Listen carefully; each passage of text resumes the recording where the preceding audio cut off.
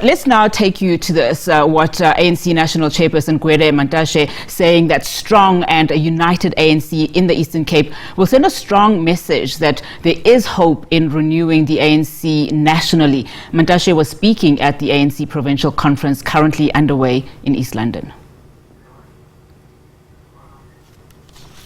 A strong and united ANC in the Eastern Cape, comrades, will send a message that there is an opportunity and a chance to revive the African National Congress national. Ubani Provincial Conference nitesa. Even the slightest hope of renewing and rebuilding the ANC is going to disappear. Yabona mos, digendini baba niki kamel baleka kulu ba nilipondo lengwele. You are the province of the legends. Now, as legends, as Kulimitin, the Kulaku process, the organization, the van, I always have a question. Remember, the NSA has a question now. Equality membership here, weak. I always go back and ask the question. I do that in the NSA, I do that everywhere. The equality leadership in Jani. Because in membership, you can't eat. Banins have a recruit, Abanis were recruited at the conference. What do we do? Do we throw punches into that quantity to convert it into quality? Or is a year and this much color and over the membership week?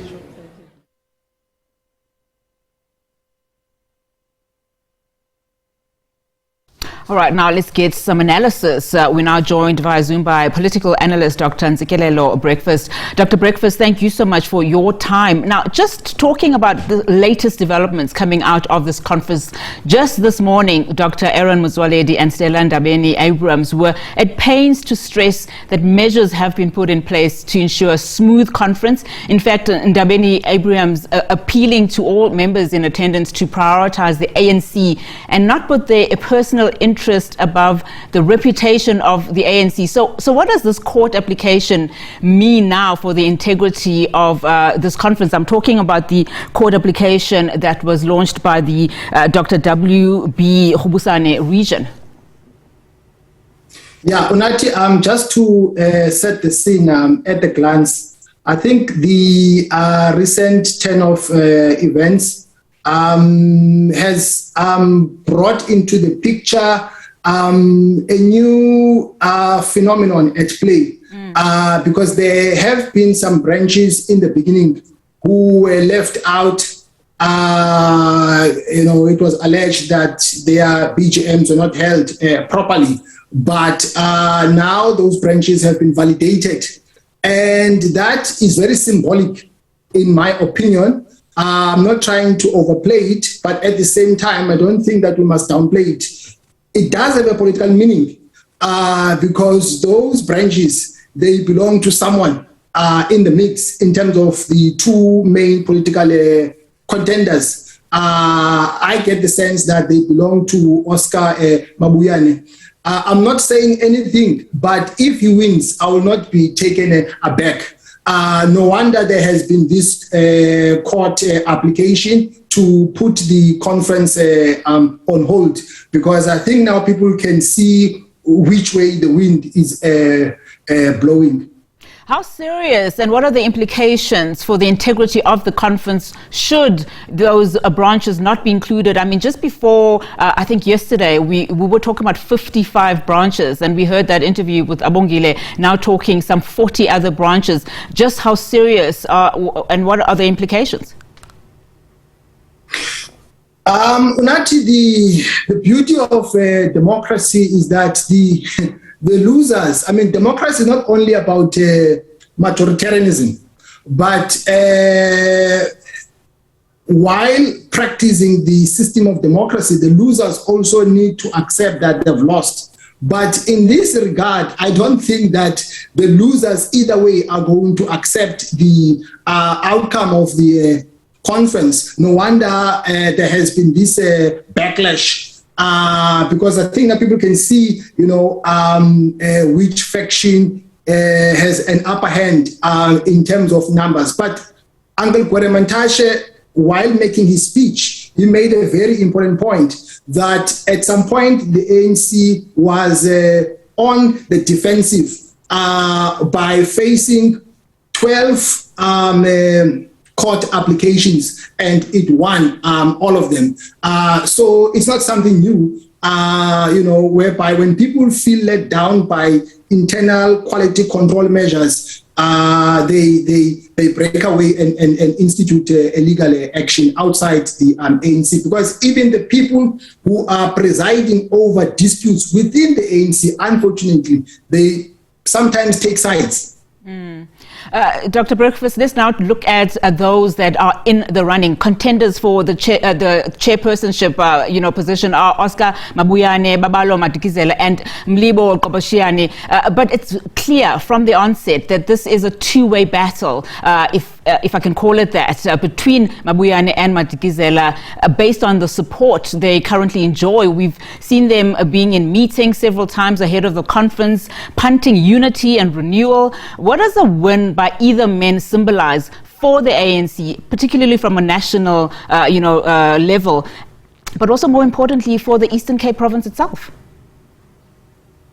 Yeah, I think Mlibo Qoboshiane, he subscribes to this notion that on the battlefield you must create confusion in order to outmaneuver the opponent, because I think at the 11th hour he's going to back off and join forces with Madikizela. So I agree with the introduction that you have said before, that the contestation is between two main contenders, namely Madikizela and also Oscar. Madikizela is very young. If he loses, he's got nothing to lose. I mean, he can still bounce back with a bang in future. But the person who stands to lose in a big way is Oscar, because of the premiership position. If he loses, I can bet my bottom dollar some people will advocate for him to be recalled. And also there have been other legal challenges that he's been facing. So there is a lot at stake. So he's the one who stands to lose, if he does lose. Would the Eastern Cape province benefit from either men winning? I mean, on the one side, Mabuyane has been condemned to say that he's absolutely brought nothing, and perhaps a new leadership of Madikizela's stature would bring some form of change. But how would the Eastern Cape benefit from either of these men winning? I don't think that either of them has an agenda to enhance renewal, unity, and to promote development for the Eastern Cape.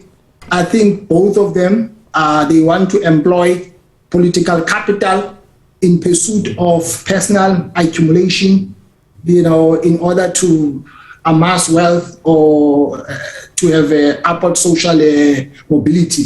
I don't think that the agenda is about promoting development for the majority.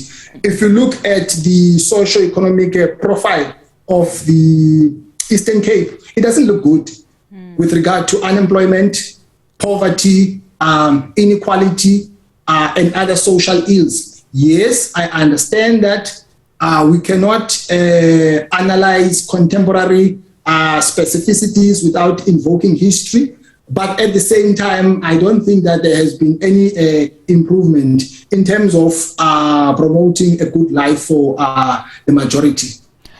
The ANC's electoral system has been called to question, particularly because of this conference, vote buying at the forefront and, concerning utterances made by Mr. Madikizela about vote buying. To what extent does this prevalence or to what extent does this show prevalence and also speak to how the ANC doesn't have a clear succession strategy or even, I might say, a democratic electoral system in place? I think both of them have been accused of what you call vote buying. So both of them are at fault, or are accused to be at fault.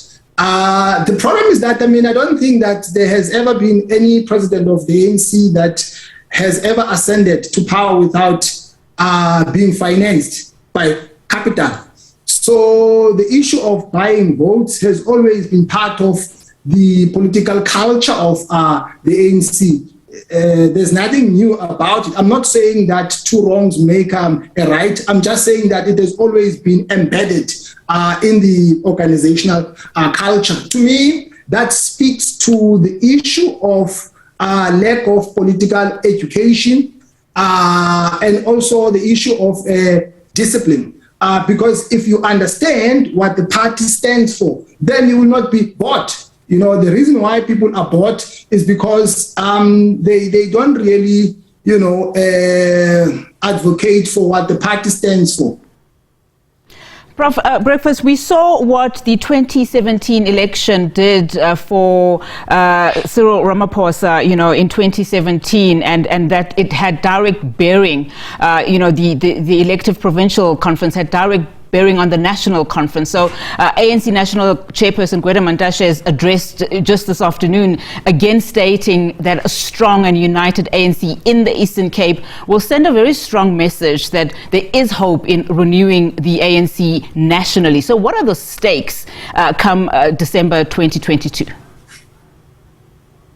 Yeah, I think that conference is extremely important because the faction of RET, they want to bounce back and, have access to political power because they think that, the whole notion of a war on corruption is meant to harass them politically.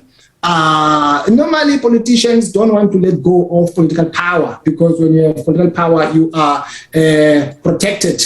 On the other hand, I think the Ramaphosa faction, they have been entrenching hegemony, trying to consolidate their base by making very important decisions. So they would want to tighten that political grip and not let go of it. So the upcoming elective conference of the ANC is going to be extremely important. Also, there are other issues that are very debatable, that will arise there. Issues of unevenness, the structure of the economy in terms of the relationship between the powerful and the powerless. The forces of RET have been arguing that, not enough black people have been entrenched in the commanding heights of the economy, that the means of production are in the hands of the few, and that the Ramaphosa faction, they have not returned the stolen land, and they have not, implemented the mandate that they were given in terms of nationalization of a reserve bank. So the stakes are high. Fantastic. Dr. Breakfast, thank you so much for your analysis. We really do appreciate it. Thank you very much. Right, Dr. Ntsikelelo.